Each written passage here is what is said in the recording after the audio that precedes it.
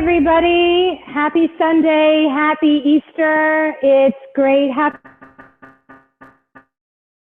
Be back, and I feel like I've been gone forever, and I feel like we haven't seen each other in so long, or maybe because I just feel like I'm buried even further in the cooking and the cleaning, and it's just really great to be back again. A great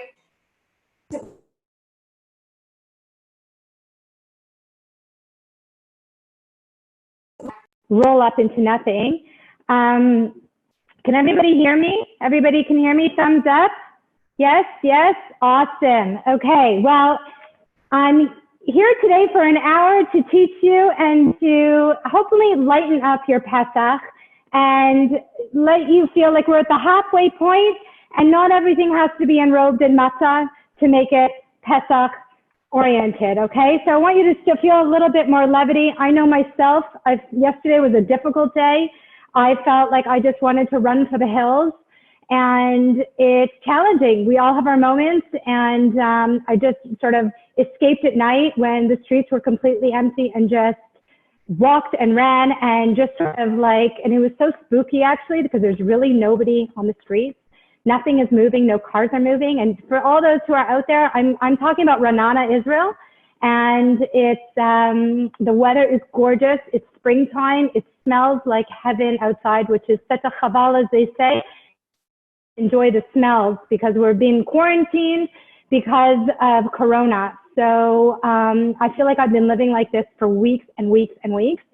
The cooking is, and the challenges and the projects are what keep me going, and seeing you guys is super exciting. So today's menu that we're going to be doing are just some ideas that have just, popped into my head, and hopefully will add a little bit of zest to your cooking, because I know Passover cooking could be challenging, and we just sort of like, everybody is always hungry for some crazy reason, and there never seems to be enough food, and we're never satiated. The Hebrew word in this, bless you, is sabati, to feel like, I'm just satisfied. For some reason over Passover, we eat more and more than we've ever eaten, but yet we never ever feel satisfied. So I hope these recipes will add a little bit of satisfaction, and not the pounds, because we have to go back and there will be an end to all this, and we will be out at the beach in our bikini bodies. And the funniest thing that I just recently found as we're digging and cleaning for Pesach is, I don't know if anybody's ever seen this, but like, how old is it? It's actually a CD set. But this goes into the antique box. Anyhow, so we're going to be making Passover blueberry muffins. And again, I'm working with very little here. My delivery is late, and I'm only getting more stuff hopefully tomorrow. And we've gone through Seder and we've gone through Shabbat, so it's bare pickings. So my son said, Mommy, it's not even out of the pantry, you're digging out of the fridge.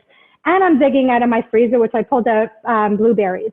So we're going to work with a lot of adaptations, because that's what women and men do. And we learned during this time that we have to adapt and find the best solutions and become super uber creative. So I'm going to be making a frittata in the spirit of Pesach and Easter, using eggs, which my eggs are very, very scarce. And these are my last 5 eggs, and I forbade my kids to eat an egg this morning. So supposed to call for 6 eggs, but we're going to use 5 eggs, and we're going to be making a frittata, which is an oven-baked omelet. And then we're going to be making an avocado basil pesto that was inspired by my niece, Steffi, who's in the corner over here, who's my right-hand woman who is helping me here make these cooking classes look professional and streamlined. But she is vegan and gluten-free, and I've watched her make it almost every night. So I have now become the student, and I'm sharing Steffi's recipe with you guys. So what we're going to start off with, what's going to take the longest, is the Passover blueberry muffins. And we're going to be working with some Passover ingredients, hopefully less of them. They don't feel so Pesach-oriented. Shawna, let me interrupt you for a second. Take out the AirPods, because I think it just sounds better without it. Because I think, okay, yeah. Is this okay, everybody? Yes? Yeah, you might just need to speak up and make sure. Okay.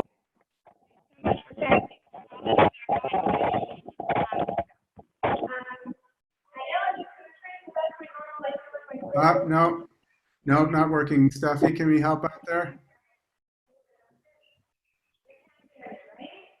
Bear with us one moment, everybody. We'll get it going.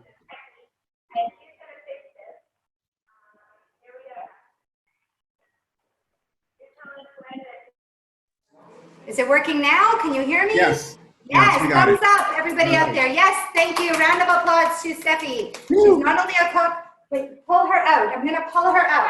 There we go. This is same, there's your mommy and daddy. You're supposed to cry. Okay. Okay. Passover muffins. We are gonna start off with 2 eggs. Everybody knows who've been watching them is we're using large eggs and they're at room temperature because we know that eggs beat up really nicely when they're at room temperature and they let all the other ingredients come in. So if you didn't remember to do that in advance, don't worry, just put them in a bowl of warm water, not boiling because we don't want to cook it. We just want to warm it and keep it there for 10 minutes. We're going to be adding, like all my little bowls, this is from Batya, some sugar and just some regular ground up sugar. If you have fancy sugar that you want to use up the fancy sugar. You can use Demerara sugar if that's what you want to be using. So we have sugar and we're going to be using some vanilla as well. And use vanilla. If you don't have pure vanilla, you can also use the vanilla sugar packets that often you see for Passover as well. But I know they do have kosher lepesach vanilla. And then we're going to be adding some flavorless oil, just a vegetable oil, canola oil, and that's what's going to tenderize our muffin, because remember, muffin is not bread. You don't want it to be hard and tough and have to saw it out with your knife. You want to open it up and should crumble and just like you just want to pop them into your mouth. So you make the most important thing when anytime you're making any muffins is that you don't overmix the wet with the dry. So you can mix to your heart's content all the wet ingredients that I've just done over here. But when you add the dry ingredients, that's when you want to have a very, very gentle hand. So when people say to you, oh, I made these muffins, but they taste like hockey pucks, then you know because you overmixed it and you created too much gluten in them, okay? So just have a lighter hand, just be a little gentle, let out all your aggression with the eggs and the oil, and then breathe with your mixing the wet into the dry. So we have a choice to make them, you know, because it's all marketing. You can call them orange blueberry muffins, and you know, like I call them orange julep for all those Montrealers out there, orange julep blueberry muffin, or because you have the orange and then you have the vanilla, which is the secret ingredient to an orange julep, or you can also add some lemon. So always make sure that you wash your lemons and your oranges first, and then what you want to do is just take your rasp or your microplane or whatever you have, and what we're just doing is just taking the zest off of the rind off of the lemon.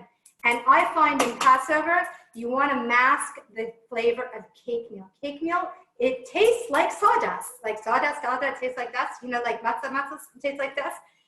There's a reason why they made up that song. So we have to use it, unfortunately, because that is the base for our flour substitution during this time, when we're not allowed to be using regular flour.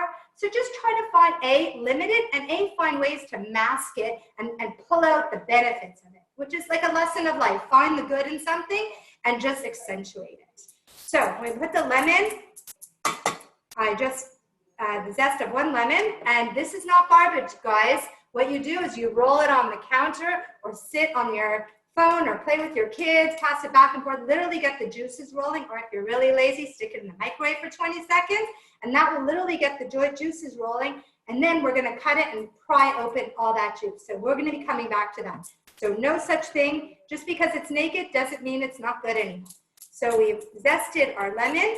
Guys, these classes were intended for interaction, okay? So throw your ideas, throw your suggestions, throw your challenges, anything. We're together for an hour, and it was because of Jordan that we wanted to make these classes interactive and not sterile and certainly not perfect. So your interaction is what adds great value. This is 5 o'clock in Ranana, Israel, and we're just gonna have fun, and disasters may happen, some great things may happen too, but your involvement is a big part of this. So inside we have cake meal, I have potato starch. We're like, ugh, what's potato starch? Potato starch is just potatoes that have been dehydrated, and then what's happened is that You peel them, you boil them, and then you dehydrate them, and then you grind them. I don't know anybody who does this. I was YouTubing this, and I was like, okay, really? In this Corona time, we do have time, but I don't have time to be making potato flour. But potato flour is important because it adds some tenderness. So often you'll see, like in making focaccia bread, what I did way back when I was in pastry school, we put mashed potatoes into our bread because that it A, extended the shelf life, but B, it added great tenderness to it. So in Passover baking, remember the sawdust doesn't give so much tenderness. We need to find that balance, and the balance is going to be with some potato starch. So that's what we have here. So we have a mixture, and I also put a little bit of almond flour. Now, almond flour for everybody is a wonderful thing to have. It's gluten-free. Keep it in your freezer because like any other nut, it could go rancid. So you want to make sure that you preserve these goods because A, it's 35 shekels, so very expensive, but also because it's full of fat and you want to extend its shelf life. Nothing tastes worse than putting a rancid nut into one of your baked goods. It doesn't get better. Like garlic, once you burn it, you got to throw it out. So you want to always smell. It shouldn't have a smell popping back at you. So don't keep this from last year to this year. Use it up while it's fresh and enjoy it. Almond flour is so much fun to work with because it's a different texture and you're adding nutrients at the same time. So it's when you see almond meal or almond flour, same thing. Don't worry about it. Okay, so we're going to mix this up. And remember what I said, nice and gentle.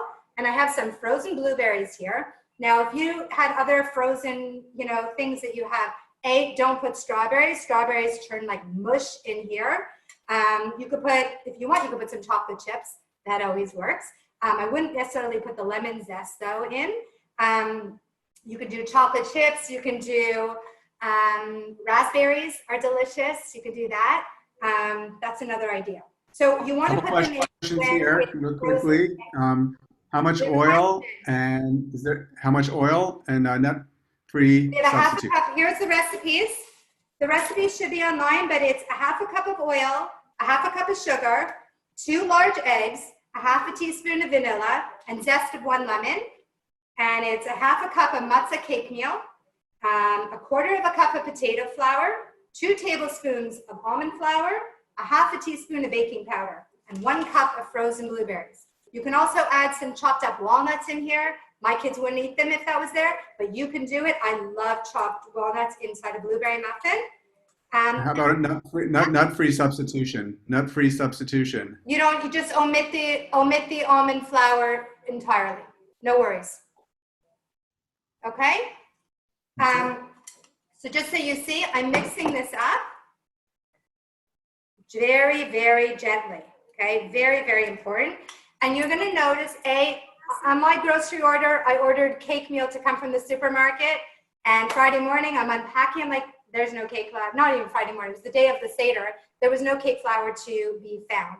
So, of course, I was like, what is cake flour? It's ground up matzahs. So I threw matzahs into my Vitamix.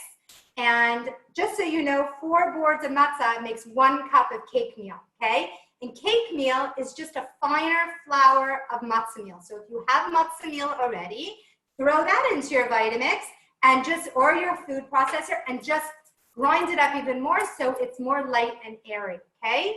But so you know, if you're stuck like I was, and I'm using my blender for everything these days, we wanted to use rice flour, so I ground up rice and made rice flour. And we're kind of having a lot of fun with it. I mean, I guess you have to be resourceful in times and super creative. But so you know that potato flour drinks up a lot of the liquid. So if you are trying to substitute recipes for one thing for another and say, oh, it's white, it looks like flour, potato flour drinks up a lot. So make sure you put extra liquid into your recipes if you are trying to adapt them. So here we go. We have our batter. You notice I wasn't in a sweat. I wasn't vigorously doing anything except for the class I did this morning. Jordan on this site, Thrive. I did Paul's class this morning in my house. I never, ever thought I can generate the interest, nor the energy, nor the focus to follow through in a whole exercise class. But Paul is outrageous. He's Australian, so just listening to him makes you feel like you've traveled somewhere else. And he managed to make us feel like we were swimming in our own living rooms. God knows how I did that, but I was sweating, so it was a great workout with Paul. So here's our dough recipe. What I'm gonna do is literally I line my muffin tin with papers because it's one less thing to clean. And you just wanna divide your batter into the muffin tin. And I'm gonna show you if you have bigger muffin tins, smaller muffin tins. I know for Passover, we don't necessarily have all of our great stuff that we're used to have, which I mean, this year, listen, we can't go to the stores, I get it. And here we don't even have Amazon, so there's like nothing happening. But if you do love to entertain, and you love Passover, you should invest in some fun things, especially like a food processor over Passover, because I feel like I'm using my food processor every single day for something here, especially beating up all those egg whites. You need to have some fun tools, otherwise you will resent this holiday forever. But wow, this holiday, has anybody watched the Saturday Night Seder that all the stars did from Broadway? I highly recommend you watch that today. It was on last night. I only got it today, but it's fantastic. And you'll sing along, and it's with Jason Alexander from Seinfeld. And people are so unbelievably creative, and they're doing it to raise money for all sorts of medical needs like masks and protective gear. So it's awesome. If you have a chance, you should definitely try to watch it. It's really terrific. So I'm just gonna wash my hands again all day long, right? That's what we need to be doing. And I've preheated my oven, and they're gonna go right in. Again, for everybody out there, the oven is at 350 degrees. And before I put them in, I just want to say I made a cinnamon sugar mixture, which I find cinnamon and sugar is such a Pesach kind of thing. Everything is drizzled with a little cinnamon and sugar. So it's basically, you don't need to buy this, you can make it yourself. It's 1 tablespoon of sugar to like a half to 1 teaspoon of cinnamon, depending how cinnamony you like something. But I always find a sprinkle of this, especially if you're making biscotti, it really, it just gives it a nice little more flavor to it. So always remember that you have to preheat your oven, and because that's very important. And this is going to take longer than regular muffins. Usually muffins, I would say, are like 16 minutes and always at a hot oven. But now with the cake meal and the more Passover stuff, it does take longer. Is someone sending something in a chat or wants a question out there? Anybody? Okay. Any questions? Because we're going to move on to recipe number 2. Everybody feels good? Can you hear me? It's Joanna. Hi, Joanna. How are you? Good. Joanna from Toronto. Yes, thank you for advertising that. Shawna, what if I wanted to do it as a banana muffin?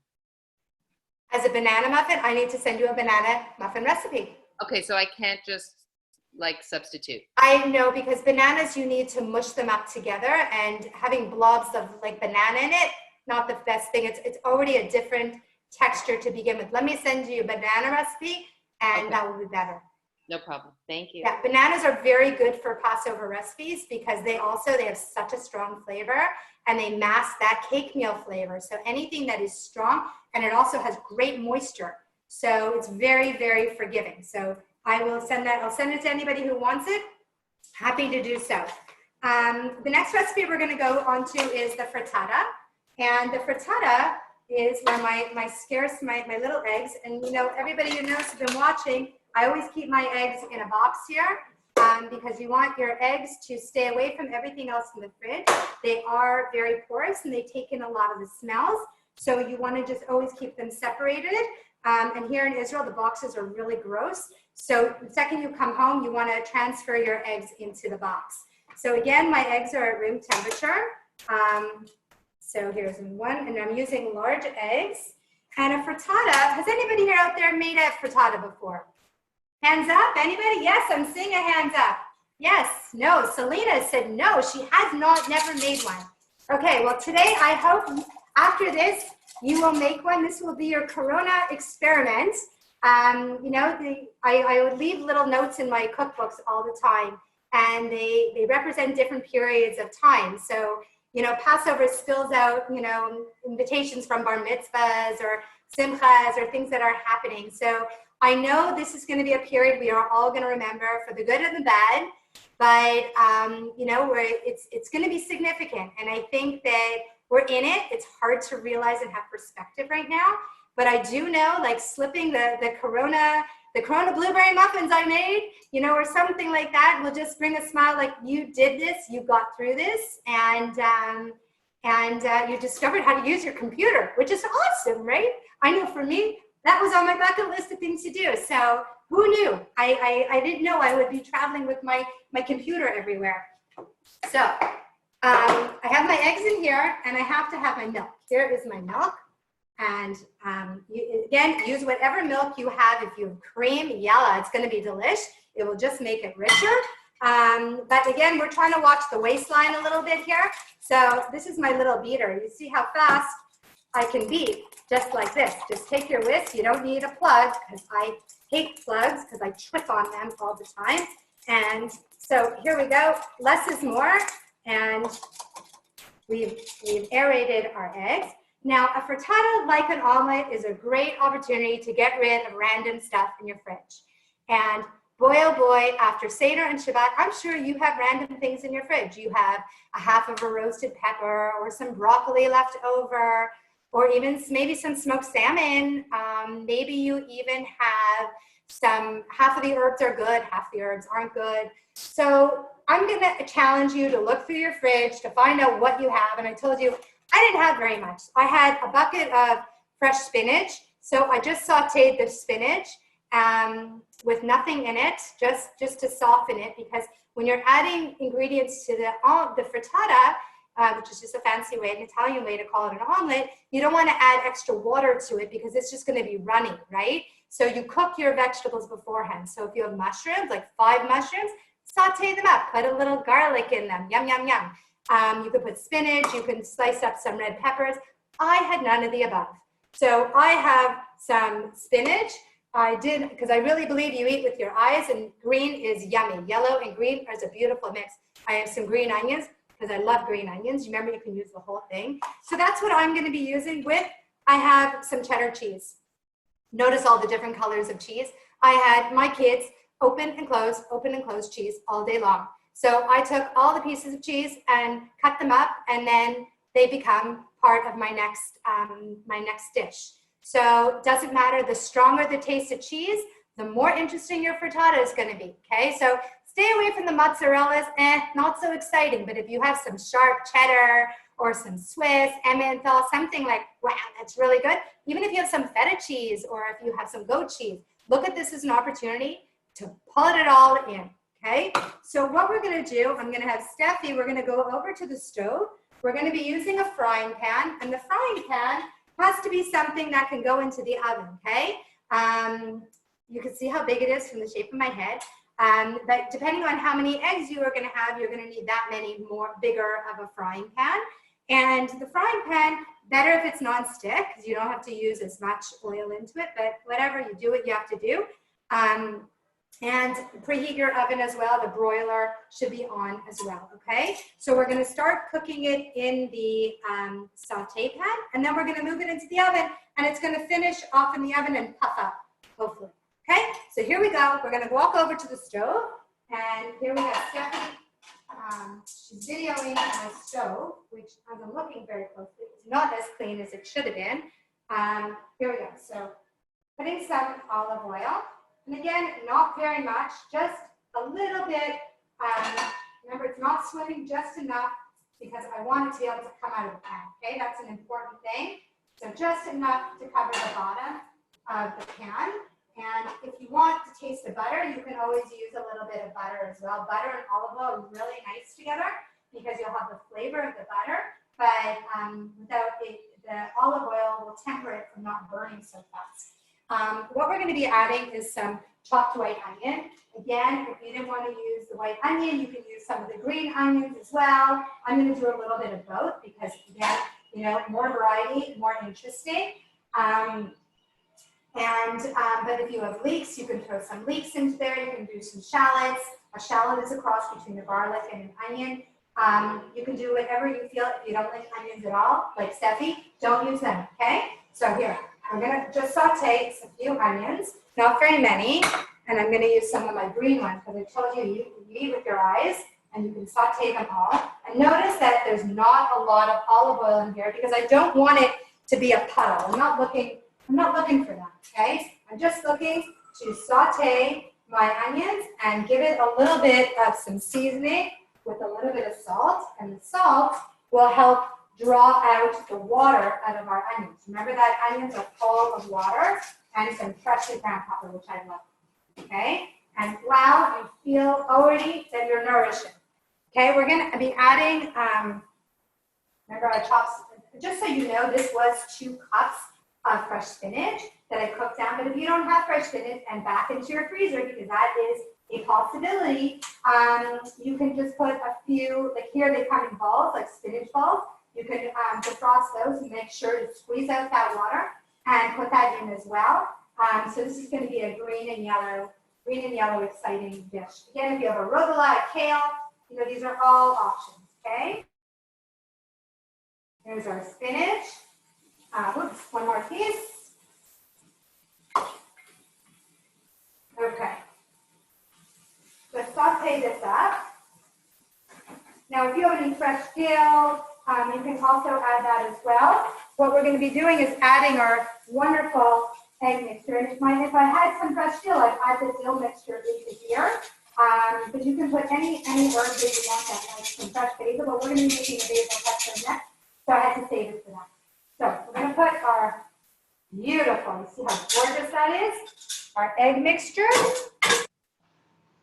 And what you want to do, just like you make a scrambled egg, you just give it a little bit of an oomph all around. There we go. And we're just going to let it sit here for a little bit. Oopsies. And let it firm up for the bottom. You don't want to mix it rigorously, okay, guys? You just want to just give it a little scramble, and then we're going to come back to it in a few minutes. So this is over here. I want to show you something over here. I just made chocolate chip. Ooh, I'm coming very close to Steffi. We made some chocolate chip cookies here before, and if anybody wants this recipe, I found it online. But the secret ingredient was this vanilla pudding, and it was really good. I didn't use the whole thing because I truly didn't trust it, and I hate processed anything. But I had this in my pantry. I think maybe the store may have thrown that in like as a goodie. I have no idea, but I've never used anything like this. But these chocolate chip cookies are fantastic. Again, another tenderizer. So just thought I would share Vanilla that. pudding. You? It's vanilla pudding. Hi. Is there a question? Yeah, I'm going to read a couple questions. Let me switch your video. A couple questions. Can I omit or substitute potato starch? Can you add potatoes to the frittata, the potato starch? Substitute potato starch. Can you add potato starch to what, Jordan? No, omit or substitute potato starch. Oh, okay. Yes, you can omit the potato starch, but it does add tenderizing to the muffin. So no guarantees. It will come out. Not sure how good it will be, but it will come out. I hope that answers the question. Okay, and do I Or have you can add cornstarch. If anybody does eat kidneyot, you can do cornstarch as well if you have that in your pantry. Okay, and another question is, do I have to pre-cook kale if I use that instead of spinach? If you shred the kale really small, you don't need to saute it, but like really, really, really small. And one last question, what temperature and for how long should I cook it? For the frittata? Yeah, I don't know if it was the frittata, the recipe is just under the broiler, and it will be for a very few minutes. Most of the cooking is happening on the stove, and it's just the top is getting browned over the under the broiler. Okay. Okay? Okay. So, Steffi, can you just take a bit, show I just want to show everybody what it's starting to set. You can see very little liquid. You just want to tip it a bit so you can just run that liquid around. And make sure your temperature is not too high because you don't want to burn the bottom of it. Okay, and we're going to be ready to put that. I'm going to sprinkle some cheese on top of it, and we're going to be ready to soon put it into the oven. I'm going to come over and just take a fast look at our muffins of what's going on here because they certainly are smelling amazing. And so you can see what's going on. There you go. And what you want to do always with your oven, because everybody's oven runs differently, oven glove, and just spin it around. And how do you know when it's ready? You see I'm pushing in, Steffi, not ready. My finger, if it starts to ooze out, it's definitely not ready. Okay. So we'll come back to that, but you see how fast that everything is going? Okay, so the next recipe we're gonna go on to is the avocado basil pesto. So just for the frittata, just for everybody out there, right, it's 1 to 2 tablespoons of olive oil, a half a cup of chopped onions, any kind, you know that. The recipe calls for 6 to 8 eggs. I did 5 eggs, a half a cup of milk, and 3/4 teaspoon of salt and freshly ground pepper, okay? Those are the ingredients, and I'm gonna be ready to throw this into the oven because I'm smelling the frittata. I'm just gonna put some of the grated cheese right onto the frittata. And we're gonna, again, the color of your cheese, again, if you have feta cheese, goat cheese, yummy Emmenthal, just feel free to add it all about, okay? I'm gonna turn this off, there we go. And we're gonna stick this into the oven.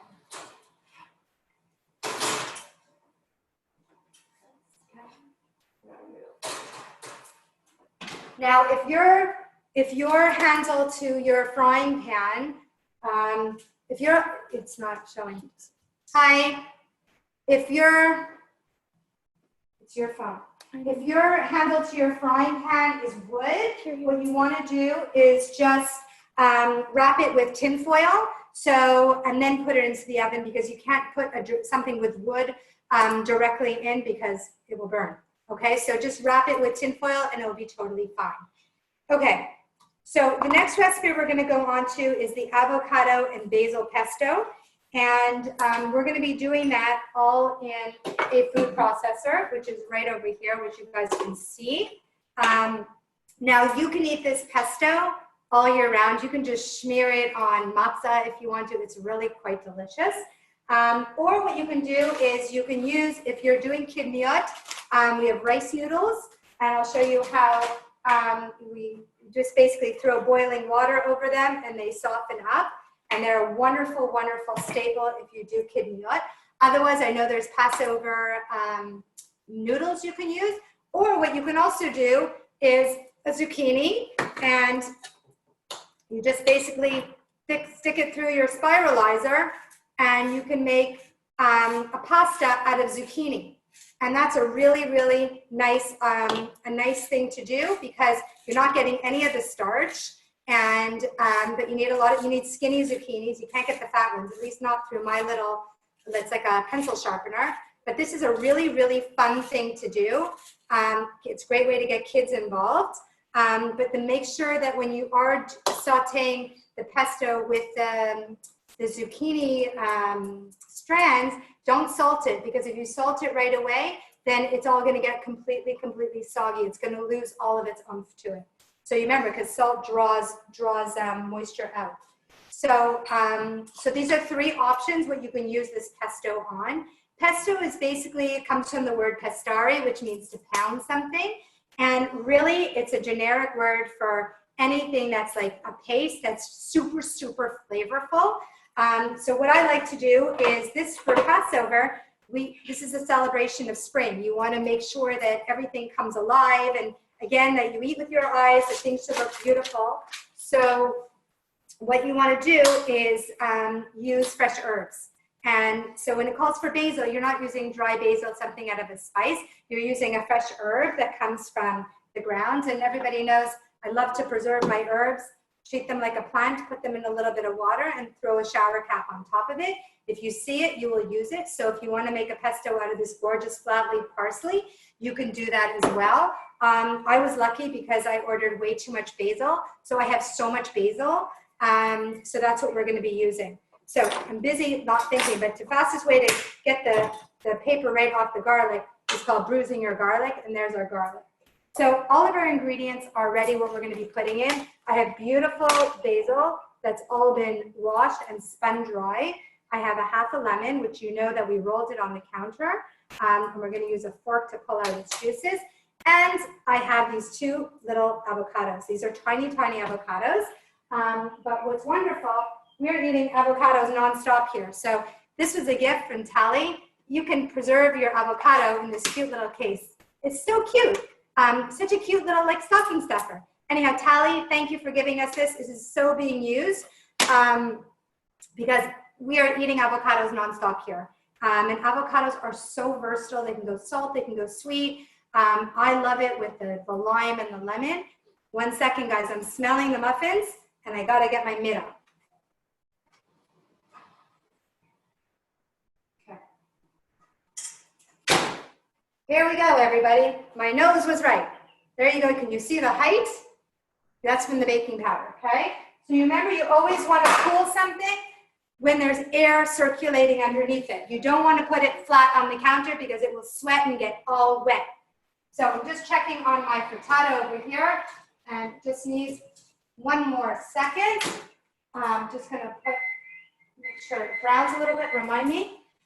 Okay, so our avocados. How do you know when an avocado is ready? Number 1, it usually has like a thing over here. You open it up, and if it's green, wow, it's ready. You can feel it. But if you want to ripen them fast, you can throw them into a paper bag and close it. That makes them go faster. I also put them right next to my bananas, and they ripen super fast. So there's some relationship that's going on. One's lighting up one, and it really, really works. So I cut the avocado down the middle, and beautiful. This was lucky. I always buy avocados in multiples because you never know what you're going to get. Same with mangoes. You can be at the fanciest store. Some are good, some are bad. Always buy more than one because you got to have a little bit of insurance. So what we're going to be doing is first I'm going to grind up my garlic. You see how easy this is to do. And then I'm going to throw in my gorgeous basil. There we go. Put that in. I want to read out the recipe to you guys. The recipe, everybody, is a clove of garlic, 1 to 2 tablespoons of almonds. Again, if you don't have almonds, look what I found. I have some toasted pine nuts, I have some sunflower seeds, and I have some toasted slivered almonds. You can see, like all the ends. You can do a whole mixture of all of them. Pesto is very forgiving. If you have pecans, use pecans. If you have walnuts, use walnuts. Make sure to taste it first because I told you nuts do go bad. Your best insurance is roasting them all first and then keeping them in your freezer in places that you can see, places that you can actually identify things. But a typical pesto, is just the basil, the garlic, the olive oil, and everything else becomes enrichment. So some people add basil, some people add Parmesan, some people add nuts. They say like a rich man's pesto has the pine nuts and a poor man's pesto has the walnuts. So to me, all the nuts are expensive these days anyhow. So the more you enrich, and then it becomes much more, it's more filling. You can even add sun-dried tomatoes into it. You can really go crazy. Okay, I'm getting my frittata out because I'm very nervous. 1 second. Here we go. There we go. Everybody see? And see, remember, I love things with a suntan. Not myself, but I love food when it has a suntan. And the thing that's important is, and this is what I did teaching cooking class when I was pregnant with my first son, Zachary. I was teaching, and then I was so distracted. I was 8 months pregnant, and then I grabbed the frittata pan. I go, guys, look how you flip it. You don't do that, okay? So when you're distracted, what I do is I put my mitt right on my handle, so I know I'm not touching it. It just came out of the oven, okay, guys? I know we're trying to do 900 different things at the same time. I'm sure you all have laundry going. You have something going on. Something's marinating. Something is soaking. This is not the time to scorch your hand because it really hurts. So I always put a mitt on at the end of my frittata, and I will get to it in 2 seconds, okay? So I'm pureeing my the basil. So back to the ingredients. Sorry. 1 clove of garlic, 1 to 2 tablespoons of nuts. I'm using almonds. 1 cup of basil, 1 to 2 teaspoons of olive oil, juice of half a lemon, salt and pepper. And if you need to loosen it up a bit, you can loosen it up with olive oil or some water if you're watching your calories. Okay, so just pairing up the garlic. and the basil. And if something gets stuck like this, just move it around and put the nuts in. Wow, it smells like spring in here. Unbelievable.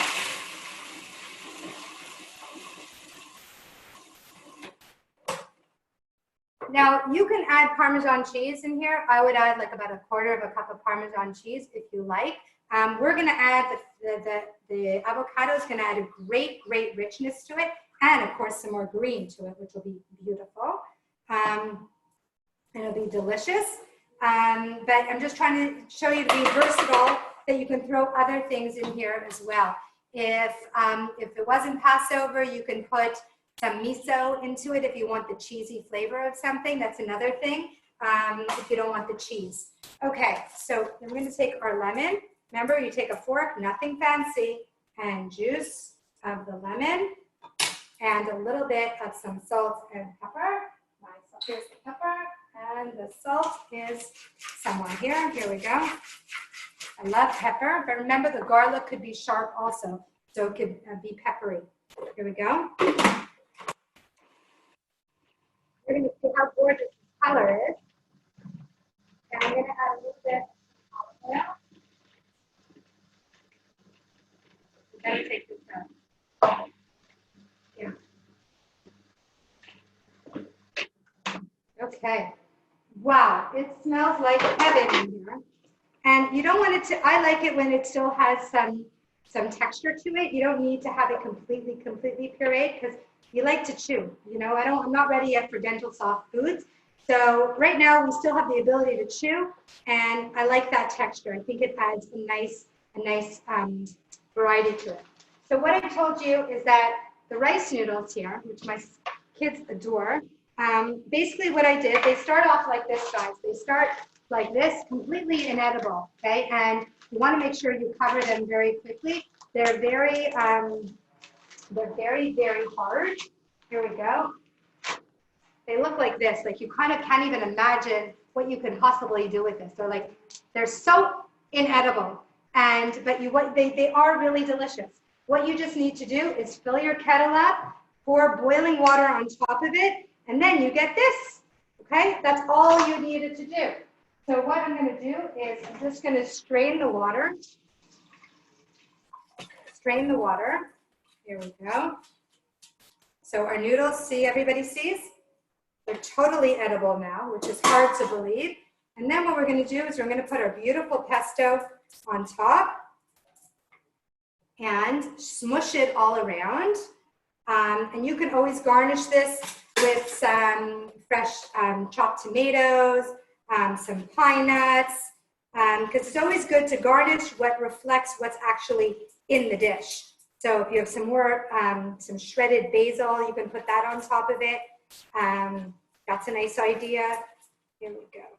Looks gorgeous. I'm going to show it to you in 1 sec. I just want to use up every ounce of this delicious, delicious springtime pesto.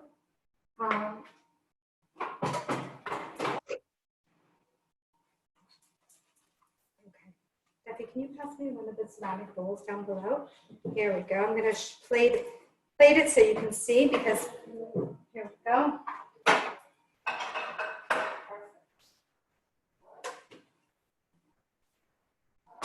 Wow, does this smell gorgeous?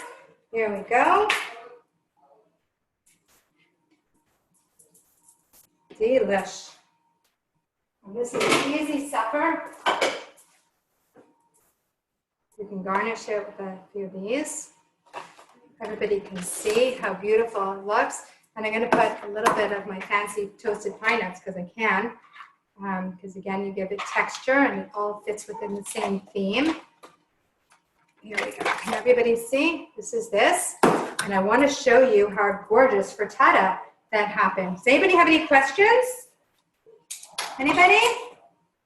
Okay, so we're going to show you the frittata, and again, I am going to make sure that I use my mitts, and I just need, there we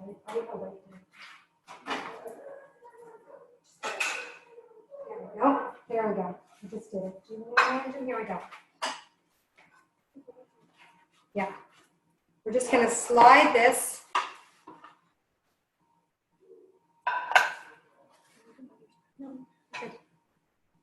Beautiful. Holy hot. Okay. Everybody see? How beautiful? So we're just going to put this all out here so Steffi can show you how everything does look. I'm going to cut up some beautiful tomatoes, and let me put out the blueberry muffins. There we go. There we go. Beautiful. So you can see. See how the blueberry muffins have a nice top to them? That's because it was in a very, very hot oven.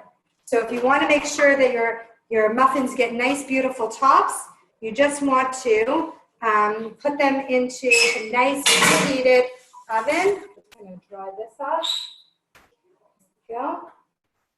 Just take, you don't need such a big knife, but I can't find another one right now. So just to take it out, must have gone over the batter. Here we go.